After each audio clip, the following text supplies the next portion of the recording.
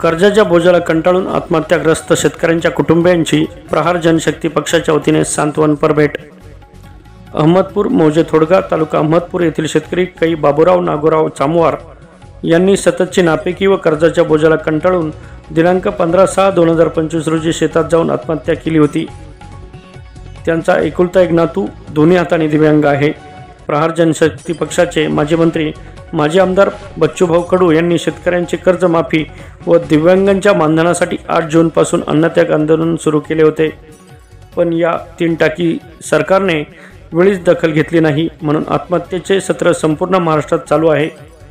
सत्तेत येण्यापूर्वी या सरकारने आश्वासन दिले होते की 6 महिन्यात शेतकऱ्यांचे कर्ज माफ करू, पण सत्तेवर आल्यावर मात्र यांना शेतकऱ्यांची व अन्नदात्याची भूल पडली व हे सरकार सर्वसामान्यांचं सरकार राहिलं नाही, तर भ्रष्ट निर्दयी थापाड्या वसुली सरकार बनले।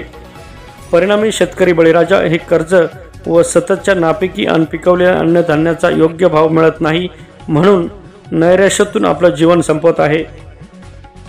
बच्चूभाऊ यांच्या उपोषणाचा गांभीर्याने विचार करून निर्णय घेतला असता तर आज माझा बळीराजा वाचला असता। अहमदपूर तहसीलदार पांगरकर मॅडम यांना निवेदन देऊन तात्काळ पीडित कुटुंबाला शासनाच्या वतीने मदत करण्यासाठी व त्यांच्या दिव्यांग नातूलाही शासकीय योजनांचा लाभ मिळावा यासाठी निवेदन देण्यात आले आहे।